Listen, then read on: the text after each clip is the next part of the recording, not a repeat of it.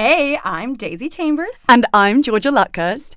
This inaugural episode of Town Crier is brought to you by... two women whose lack of preparation is matched only by their enthusiasm. And we guarantee you both entertaining and thoroughly researched podcasting from here on out. For now, please enjoy the first 45 or so minutes of a never again to be repeated genre called existential broadcasting, or... what happens when we get in the booth and just try to figure it all out. Enjoy! Is the Archers the one where it's like... bum, ba-dum, ba-dum, ba-dum, bum, ba-dum. No, that's The Apprentice, isn't it? Oh, I really like that for a jingle. That sounds so town criery. Like our footsteps as we march to the square. Is someone coming in? Yes, I think so, but I think... Hi, hello. Hi. Hello. You're suffering in here. Yes, it's like a sauna. God, why are you still in here? Let me just check this temperature here, please. Sorry. Oh, thank you so much. Yeah, no problem at all. Thank you. No worries. For lack of a better option, this is the Town Crier jingle. Town crier. Take 1,000,005. Shoo up. Dup, dup, doo, up. Yeah, shoo up, dup, dup, do. Hey. Hey. Cheers to us. And the Hanson brothers. They Some shoe. Some respect for the Hanson brothers in this booth. Guys, we had a dream today.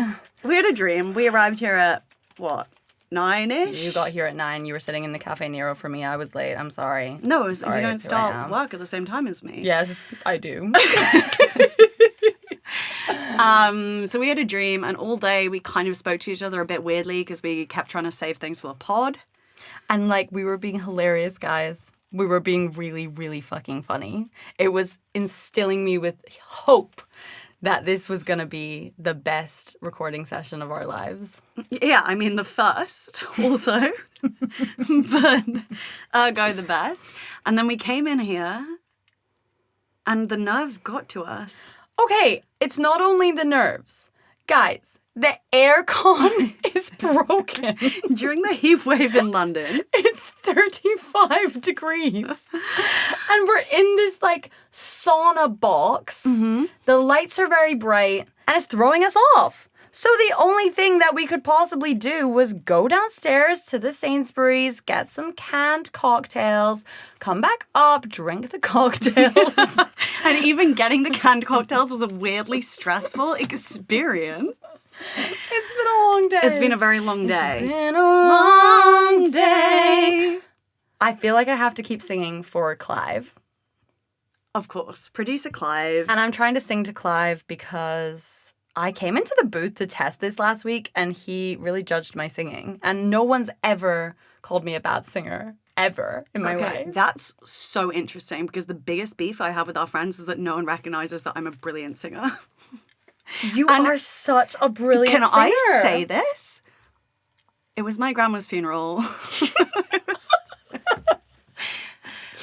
Hey, I said that I was going to bring things to the pod that I had never told you before in my life. So it was my grandma's funeral last week.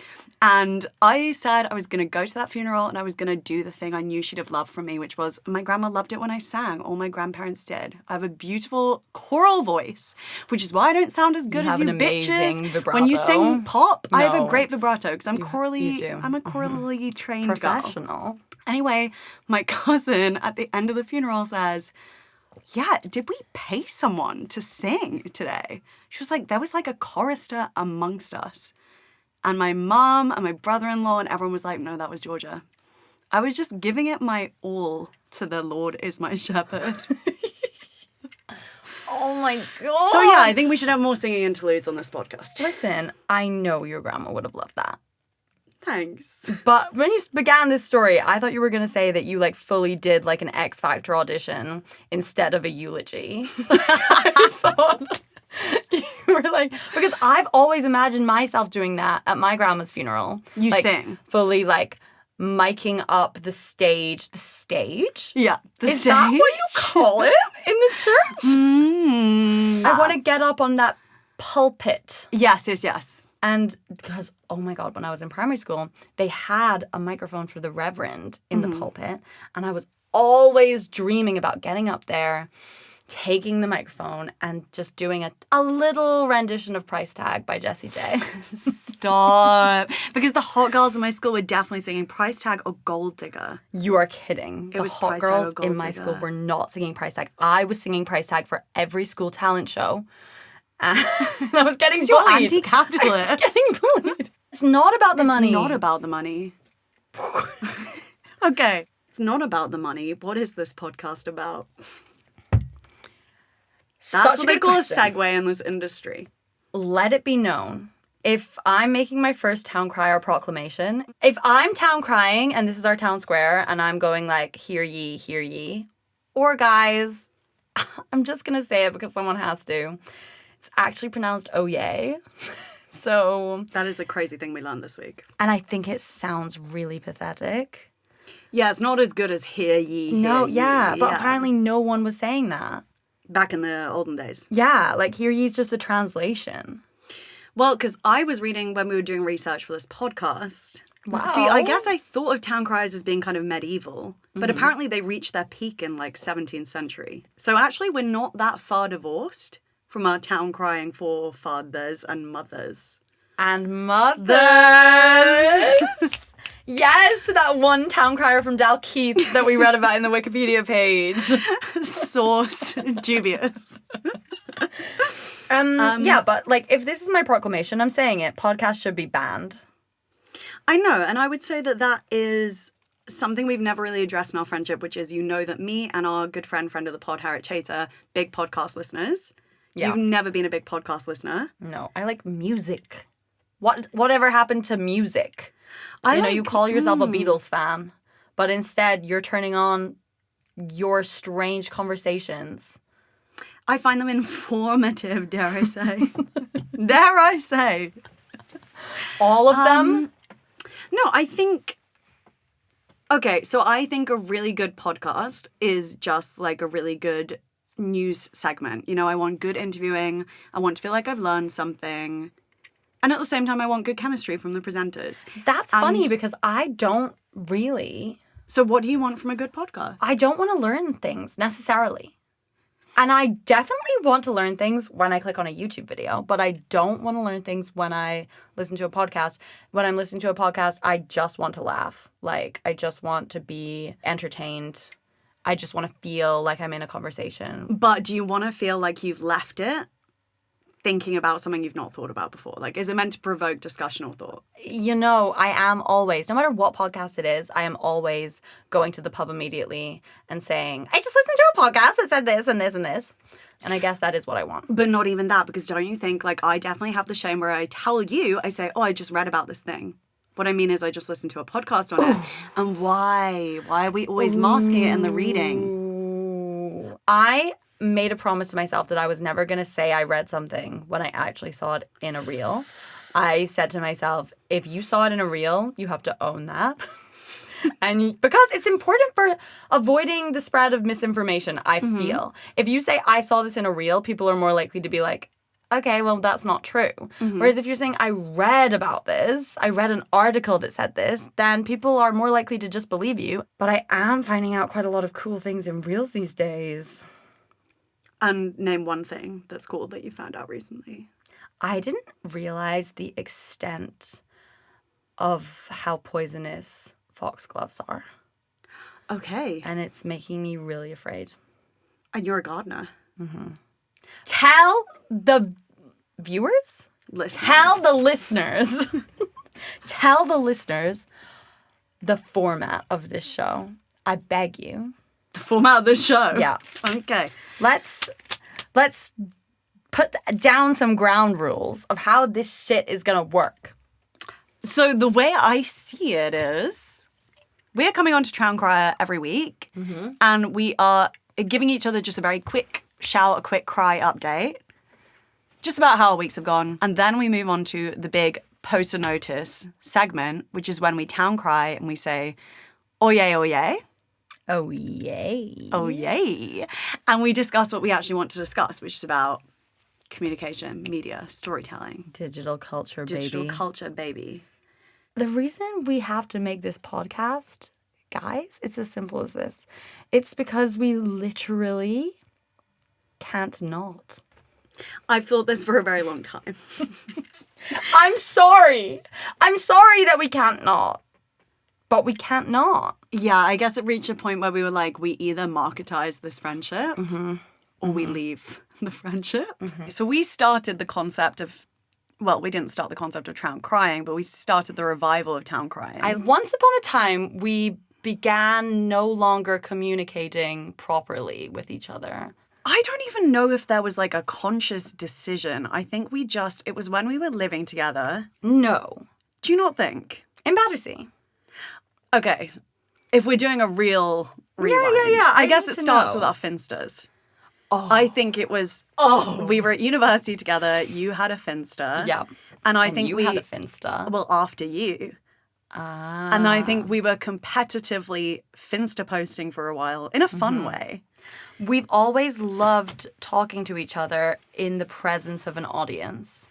In like a really fucked up attention-seeking way. I think so. I think we perform our friendship. Yeah, and you can We're see it doing it right everywhere. Yeah. We're doing it right now. We do it online. We do it at the pub. We'll get into this mood where we know someone else is listening, and then magic happens. Magic happens. I think that it's because fundamentally both of us want to perform.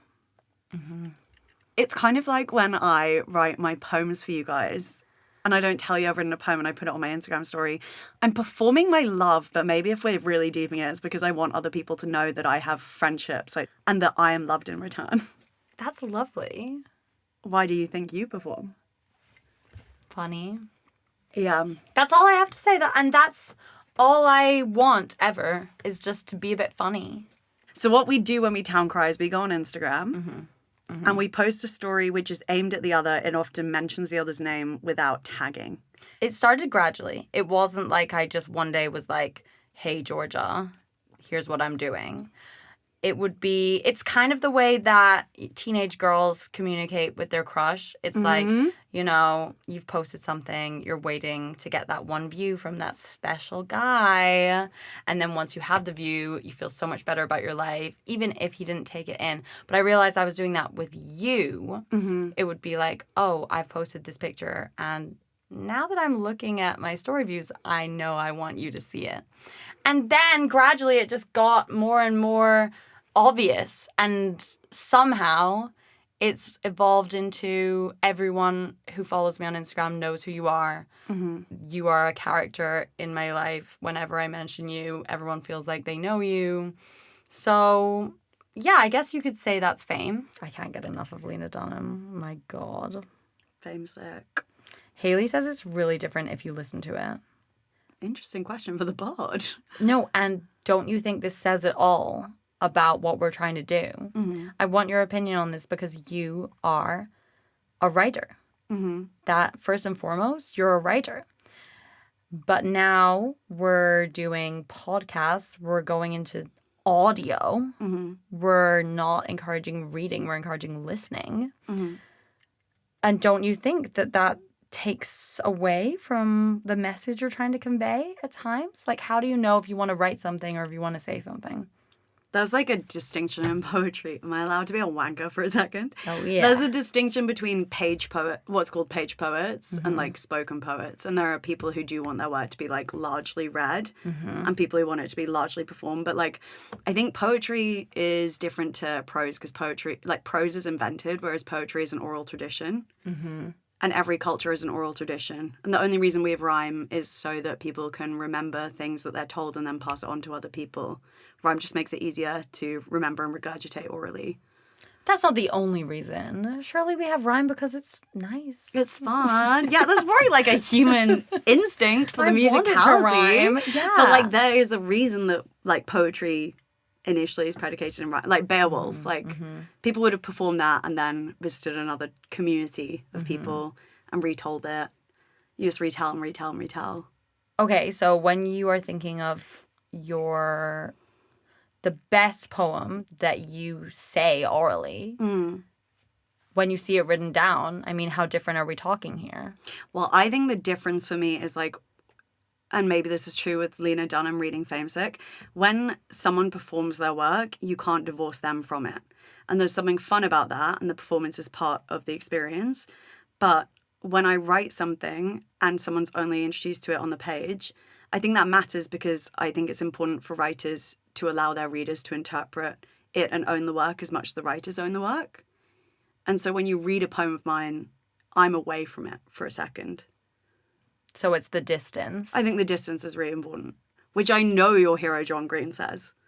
Like it belongs to the reader as much as the writer. God, I love him. So I think they're just like different ways of delivering. And that's poetry and prose. But where does that leave us? We can't be divorced from ourselves here. Everything we say I wish is I could be. Ooh, that makes it really vulnerable. Yeah, incredibly vulnerable. That's why we've done like 5 takes, by the way, for the listeners. Speaking of the Green Brothers, I watched Hank Green last night, as I always do. And he made this sensational video, as he always does. Mm-hmm. He was talking about how effort is never wasted. Oh. And I love this. I love this because when I was talking to my friends at the pub the other day and I was talking about my dating life, I said that I have the mindset of a footballer who is trying to score a penalty, like the deciding penalty goal in a World Cup match. And I often have this perfectionist mindset of if I don't get this right now, my life is over and this is the end. But Hank Green said that effort is never wasted. And, you know, even if this fails spectacularly, we've learned something. Am I about to quote Nelson Mandela right now? Nelson Mandela is plastered all over the walls of Daisy's office, just so you guys know. And what did you say before? I misread it as, I never lose. I never lose. I either win or I do nothing. And I was like, I think he famously did do something, but it is in fact. It's actually, I never lose. I either win or I learn. And that's kind of what Hank Green was saying. And I think that's maybe the lesson we need to learn today. Mm-hmm. But I think we're going to win. I think we're going to win. I mean... Why did you say it like that? A lot is riding on this. We either win or I become a teacher. Oh my God. And no disrespect to the teachers. Please tell the listeners. I keep wanting to say viewers. Sorry, I work in TV. Tell the listeners what you said to me today. I'm begging. Tell them your life plan. So I said to Daisy... I said to Daisy, look, am I doing the right thing? Like, do I really want to be a journalist? God, I hope my employer doesn't listen to this. Do I really want to be a journalist? And I was like, maybe I will get some money. Mm-hmm. Context, she's getting an inheritance, okay? It was her grandma's funeral. You guys can put 2 and 2 together. You can read between the lines. And I will come into some money. And what's tragic is I was like, I'm going to do a TEFL course. That costs like 300 quid. I'm just always really broke. Because I'm very bad with money. Is it only 300 quid? Yeah, it's 300. It's like 300 quid. I think the cheaper ones are 150, but I want to do the premium because I want to make sure I'm fully qualified. So I'm going to do teaching English as a foreign language. And I said to Daisy, I was like, all I really want to do is travel. So I'll get my TEFL qualification. And what I'll do then is I'll work in a school in London. After getting a whole ass teaching English as a foreign language qualification, she's then going to a school in London. I was like, I'll just wait it out until I have enough money to travel, the will to travel. And Daisy ripped the shit out of me. I'm evil, guys. I thought it was a good plan. It's just the fact that, like, I know you and, like, I know you don't want to be a teacher. No offense. I don't want to be a teacher. Like, that's the thing. I maybe want to do a job I care about less. I think teachers are amazing, but I don't have the teachers are vocation. amazing, and this is why it pisses me off. Like, it's actually one of my biggest bugbears when people who don't want to be teachers are like, I'm just going to teach. I know, because it's terrible. It's easy. It's easy to travel. It's not easy. It's not easy. I've done it. You know I've done it. Yeah. I respect teachers very, very highly. No, absolutely. And I'm not saying this about you. I'm just saying that, like, when I look at the state of the world right now and I look at the teaching crisis we have and the education crisis we have, we need good teachers. Don't just be a teacher Don't just be a teacher. Just because you think, I don't know what else to do, or, like, kids are fine, or, I want to go traveling. No, we have to have enthusiastic, passionate teachers. No, and we do. And we need to have enthusiastic passions for all of our work. And that's why I was saying to you, like, either this podcast works. Or we're throwing ourselves off a bridge. Yeah. Is that passion? I think that's passion, babe. Exactly. And in the same way that I said this about the World Cup penalty, I know that this is problematic. I know that you shouldn't go into any endeavor that you are taking on with this mentality of all or nothing, of I need to score this goal or my dreams will be shattered and I'll let everyone in the world down who supported me. But I won't stop. I'd love to think like this. You only get one shot to make it count. You might never get this moment again. Okay, Clive, that was really bad. I know that was bad. I was doing it sarcastically. It's difficult with singing when I don't know the song. What the fuck? I love when you sing, but I didn't know that song. You don't know that song? No. JLS. But I've always wanted to do something with you. And now we're doing it. Now we're it makes doing me it. giddy. And I also do think our credentials, if I have to spell them out for the audience, are that we both work in media. Don't let them know. Which is a term I hate. I hate the term media. Media doesn't mean anything. It's completely meaningless. But we both work in the idea of storytelling. So I guess we wanted to talk about how stories are shared, told. Well, I want to get angry. Okay, go. Get angry. That's what I want this podcast to be. I want to be getting angry that we are in this industry. We are in the field of storytelling. We want to tell fun, good, interesting, important stories. But the ways in which we have been driven to do that today are not what we were promised, are not what we anticipated when we stepped into the industry. I don't know. I wanted to be a filmmaker, and I know that that's still an option, but it's increasingly making me angry that in order to do that, you have to do shit like this. Yeah, do shit like this. But at least with this, I feel like the one thing I like about this format right now is that we don't necessarily have to reach a conclusion. Whereas the problem I feel both of us feel in our jobs is that we're trying to turn around very quick, easily digestible content, which is consumed one day and forgotten about the next. Yes, true. And I'm tired of the metrics. So at least with this, we're just kind of spitballing, which I don't think we allow people to spitball nowadays. We're not getting political on the pod. I think we should put that... Well... No, I'm actually not scared to not be political. Double negative? Confused. Okay. Yeah. No, I think too many people are scared of being cancelled. I'm quite willing to be cancelled on the We've pod. already been cancelled. For this? No, just in our lives, I think. In our lives, I think we've been cancelled. Yeah. Oh my God, do you want my fan? No, I'm actually okay. I just needed a moment to think about being cancelled. I could go like this too. No, I think let's get political because there are some things I want to talk about. Yeah, please. I want to talk about... Well, I don't know if I'm allowed to say his name. I want to talk about Stephen Bartlett. I have things to say about him. Oh, fuck, Stephen Bartlett. Because I was going to say we should probably talk about the gendered aspect. Like, This is what I wanted we're to say. contributing to the noise, Yes. but we are two young women. Exactly. So it's different. Amelia de Moldenberg. If Amelia de Moldenberg is listening to this right now... If Amelia de Moldenberg is listening to this right now, you're not a journalist. Oh! And that is what I'm going to say. But I respect you and I respect your craft. It's just not journalism. Say more. I have no disrespect to Amelia de Moldenberg. I think she's an No artist. disrespect. Oh my God. No, I think she's like a very talented filmmaker and artist, but I don't think she actually calls herself a journalist, but other people have called her a journalist before.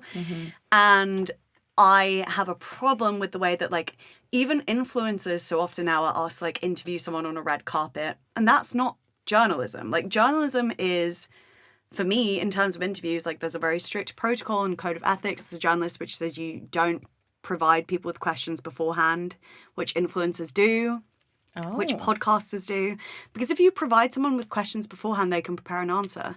If you knew what I was going to ask you, then you wouldn't be taken aback and you wouldn't be likely to be honest. I You'd have agree a with you. prepared answer. I'm taken aback because of how many people I have emailed in my career being like, so here are the questions 2 weeks in advance. But that is fine and that is normal for something which people know isn't an interview. But that's why I was annoyed with, like, Amelia de Moldenberg being referred to as a journalist. Yeah. Because it's like Chicken Shop Date is scripted. Oh, yeah.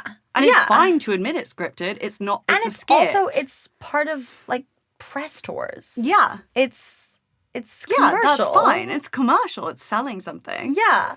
And that's great. Yes. It's just a different thing. Okay.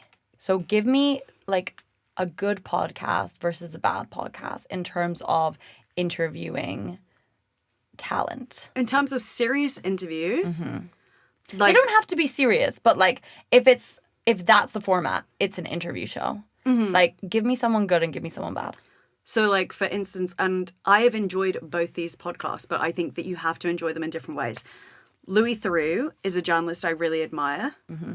And Louis Theroux's interviews, I think, are very good interviews. Like, he's known for being quite awkward, but that's because he asks questions which take him and the interviewee to awkward places.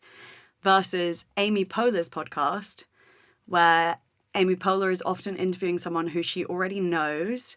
She approaches them as someone she already knows. And so there's, like, an air of coziness.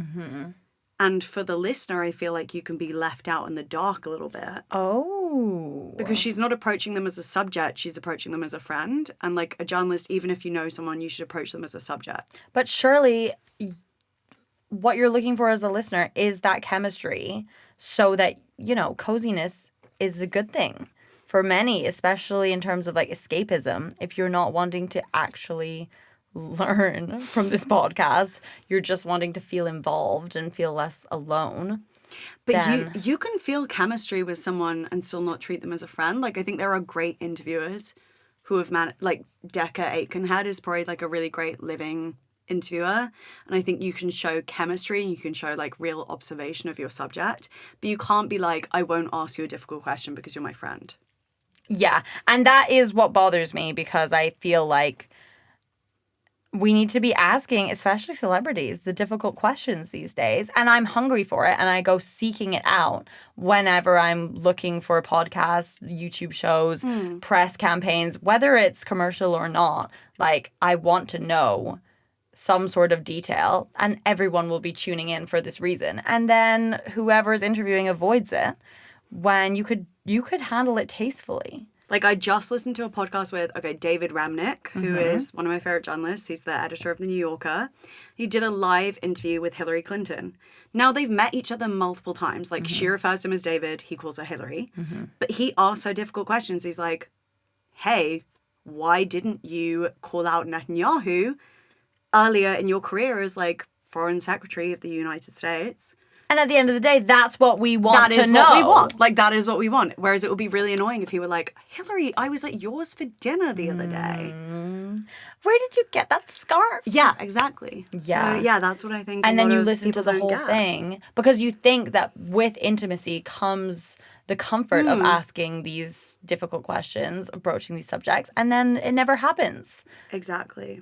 I'm also just sick of, in general, trying to make celebrities feel comfortable. I guess my question would be, like, when has your passion and your effort matched up to produce something that you actually felt proud of? You know, you're never gonna fucking believe this. A guy at the bar on Saturday asked me that exact question. Oh my God. Yeah, I think he was the love of my life and I let him go. Did I not tell you about this? No! Because you refused to do the segment where we told each other things we hadn't told each other. Oh my God. It's funny, I've told so many other people. Like, I won't stop talking about it. They're so mad at me. This is the moment where I walk out. I'm so glad. I never get jealous of friends until I always say, you know this about me. I'm always like, I'm actually like weirdly virtuous because I never get jealous of friends. Like I never get FOMO. The minute you hang out with someone who isn't me or experience something with someone who isn't me, I get weirdly I know that's competitive why about you it. were weird on Sunday. I know that's why you sent 6 different messages on different group chats being like, you can come to mine, by the way. If anyone wants to do a pint this afternoon, are you thinking of maybe coming for a pint with me? And I was like, I'd rather you read it that way over. than that I was desperately lonely on Sunday. Anyway, so you did something without me. You met a guy. Oh my God. I met the love of my fucking life. What was he called? Clive. Clive mentioned. Clive! Okay, the second love of my life, because Clive actually is the love of my life, and I can't even joke about that. Love you, Clive. But the love of my life, okay. Oh, I feel like I shouldn't be saying this, because what if he listens? He won't. I can Not show you. Not this train wreck. Basically, I met him at a Hand of Glory? The Hand of Glory? Probably the Hand of Glory in Hackney. There were these 2 guys, they were both from Berlin. And oh God, you could tell. Like, Okay. I'm talking like earrings, like cool clothes, German accents. Yeah, that'll do it.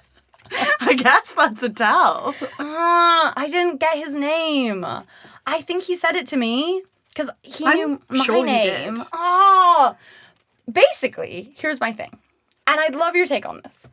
He was wearing a ring on this finger. Wedding finger. Yes. She's pointing to the wedding finger for the This finger. non-viewers. Note how I'm not wearing a ring on this finger. So I'm talking to him and we're having such a good conversation. But I'm like, he's married. So like, don't go too far. Like, you don't be flirting with this guy. Because like, he's clearly married. Like, step off. So we're having an amazing chat. He asks me what I'm most proud of when my efforts and my creativity lined up. Like genuinely. You can't be asking someone that if you have a wife. That's crazy. And I did feel like he was coming on to me. Yes. And at one point I accidentally called him handsome. Because he was handsome. I was like, or he's a handsome man like you, get a haircut like that. That's what I said. And then he told me. And then, I don't know, there was chemistry. But then I wanted to give him my number, but I was too afraid to do it with his coworkers present. No, that's fair enough. Oh, he's married. He's married. But then I got told. Then I was at the pub and I told this story. And my friends were like, okay, but was he married or was he just like from Berlin? Like, did he have other rings on his fingers? And I was like, yeah, he had a ring on every single one of his fingers. Okay, no. You lost me. But why would you put a ring on your wedding finger as well? Because it would be weirder to put a ring on every other finger and leave the wedding finger unringed. My to mom be like, said I had to take a ring off my wedding finger because she said that's what and I my wasn't. mum said that to me too. No way. Yeah. Anyway, long story short, he hugged me and he squeezed my waist and he was like... Squeaked? He squeaked? He squeaked. Clive, clip. Clive, please help me. And I've never been the same.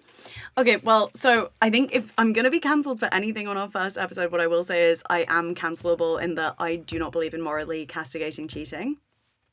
And I'm in a very happy relationship. And I wouldn't cheat on it's my true. boyfriend, but I do believe that, like, if someone wants to cheat, that's on them. And, like, if you had cheated with a married man, which I don't believe this man was married. I think he just wore loads of rings. But if you had got with this man who was married from Berlin, that wouldn't be on you. That would be on him. You know, I'm a big believer it's always on the person who's in the relationship. But my toxic trait is, it's not that I would care. Okay, interesting. I didn't characterize it as a toxic trait. Carry on. It's not that I would care that he's married. Like, that's one thing. My biggest fear would be if he is married, but he is in an open marriage. Okay. Real cancelable hours. And that's a Berlin thing, I think. He To is be in an open definitely, marriage. he's with his rings, he's with his haircut and his accent, and he's like, oh, but my wife won't mind. Oh, okay. I guess we're at that point of the episode. I am so pro, like, I will not yuck anyone's yum. Like, but as in, I'm like, you be in an open relationship. I don't give a fuck. That's fine. That's fine. I do think an open marriage, I'm like, marriage is like a traditional construct. You don't need to get married. So, like, if you want to be in an open relationship, just don't get married. Like, I'm so But they're fine with being people radical. not getting married. They're deconstructing it. No, the best way to deconstruct marriage is to not get married. Like, don't get married. It's like obviously a deeply misogynistic institution. Do you think that women shouldn't wear red dresses then on their wedding day? I wore a red dress to my sister's wedding. Okay, but was it your own wedding? Also, that is actually bad. I know that is actually bad. People consider that bad. She didn't care. I didn't care. Maybe she did care. I don't know. But she wore white. I'm saying, like, where do you draw the line? I would wear red to my own wedding. If my husband would let me. I would wear red. Red's my favourite colour. I would. Okay, but why not just not get married at all? If you're gonna ruin the tradition like that. I know. I agree with you. Like, I need to unpack some of this. I agree with you. That's what this pod is all about. Unpacking. Packing. We've, like, moved a long way away from the Do you think anyone minds? Do you think it's lame that we're calling it the pod? No, These are the I things think I that's worry about. because I think it's ironic. Like, I think everyone starts by doing that ironically to call it the pod. If we had a producer, things would be going. We do have a producer. much She's more just like smoothly. willfully not here right now. She's called Harriet Chater. She actually did kind of encourage us to do this. Do you want me to read our mission statement? Yes. Because I actually am not articulate enough to do it without it. Just because you've had 6.5 No, cocktails. not even. Also, for the Yeah. record, we don't need to be drunk while we do this. No, we don't need to. But we had a big problem today with the aircon, and there was nothing else to do except from buy a drink. I Yes. swear. Okay, so I guess the premise of Town Crier is that as a podcast, we will talk about how to communicate, commiserate, and tell stories in the age of information overload.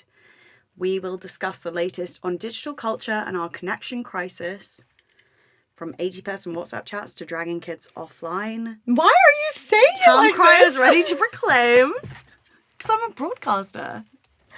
Oh, shit. Yeah. Anything you'd like to add? That's a nice little clink. Yes. I really love the play on words with, like, we're crying. But that's not really coming into it either, is it? We can cry, but, like, maybe not in this episode. Like, if something's If something's painfully bugging us, sad. we'll cry. Yeah. Yeah. Yeah. But hopefully we also laugh. How wonderful life is. Now you're in the world.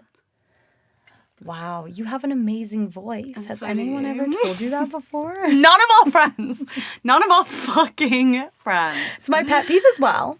My main problem as a child, privilege card, is that I would sing in the shower all the time. And I was like, every time I stepped out of the shower, I was ready for my parents to be like, wow, we're taking you to audition for Britain's Got Talent. And it never happened. And I would be so upset. I would be like singing. I would be doing Good Morning Baltimore by Hairspray. Oh my God. And I was waiting for that moment to come. And my parents never complimented me. And it grinds you down No, 'cause when you see, keep singing without compliments. But I think this is the difference between you and me. Like, privilege card. My dad, every time I sing in the shower, because my dad is tone deaf, can't sing a note. No way. But he loves to play guitar, and he used to, like, play guitar and I'd sing along. And if I go into the shower and I sing, I come out and my dad's like, why haven't you auditioned yet? We're like, you should audition for a local band, for a jazz group, for a choir. He's always gassing me up, and that is the reason I think I have a beautiful voice. It's purely my dad. Whereas I guess your dad wanted you to pursue hockey. And that's the episode. Are we rapping? Should we... I can rap. Wanna be an end game. End game. I wanna be. Okay. Ooh, That's we a can Yeah, let's just see what we do with that. Cool. Big reputation. Big reputation.